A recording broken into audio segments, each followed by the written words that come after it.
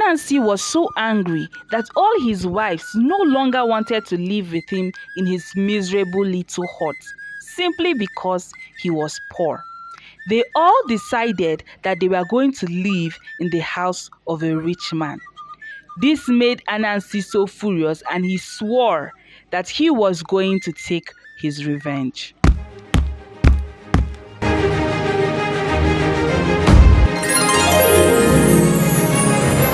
Anansi was a very poor man who lived in a very little hut.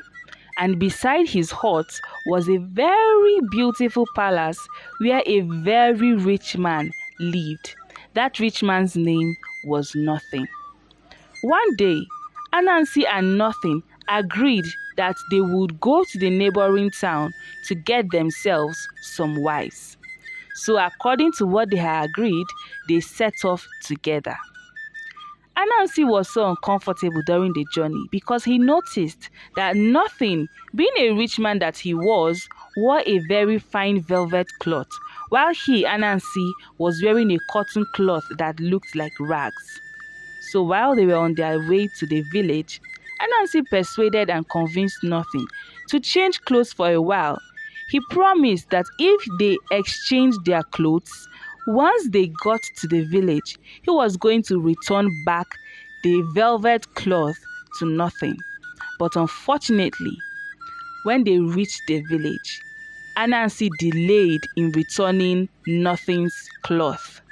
And because of that, when they got to their destination, all the ladies and women in the village treated Anansi as though he was a king because he was dressed in a very fine garment.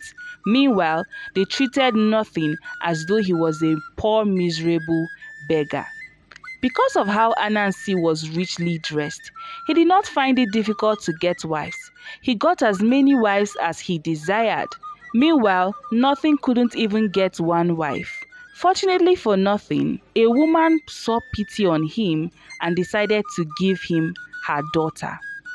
The daughter was being mocked and laughed at for choosing a man who looked so poor and miserable. Nothing's wife did not pay attention to their mockery, and soon both parties set off for home. When they finally got to the crossroads leading to both houses, Anansi's wives were so shocked that the road leading to Anansi's little hut was not even cleared. His house was such a little hut and it was so tattered. Meanwhile, the road leading to Nothing's house was so beautiful, very well cleared. There were servants running around. Everyone was preparing for his return with his new wife. Anansi's wives were so miserable because of their living condition. They weren't even eating good food. The only thing they were eating were unripe bananas with pepper. Meanwhile, Nothing's wife was living the life of her dream. She had everything that her heart desired. When Nothing's wife heard of the way her friends were living, she was not happy, and then she decided to invite them to her palace for a great feast.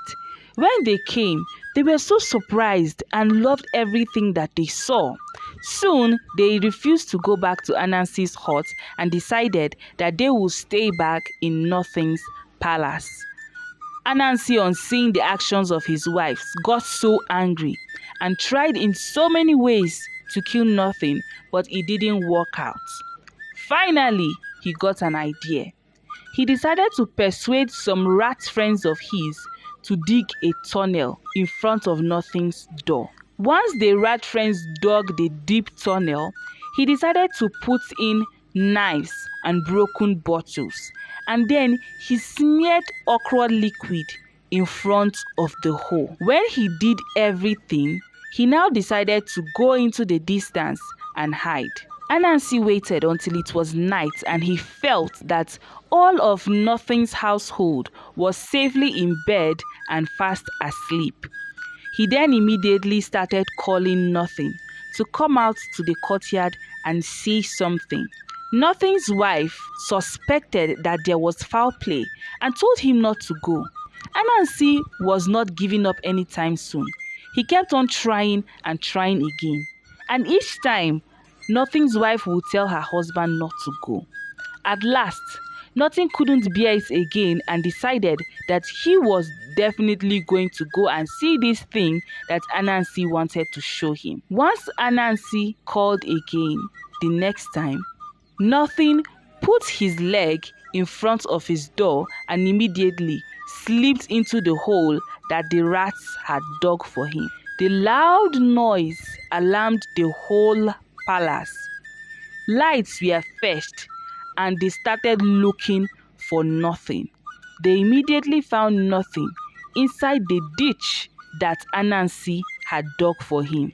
He had so many knife wounds, and before they knew what was happening, he died. Nothing's wife was not happy about this.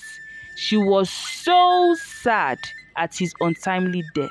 She boiled so many yams, mashed them, and started sharing them round the village. Each child she gave, she told the child to help her cry for her husband.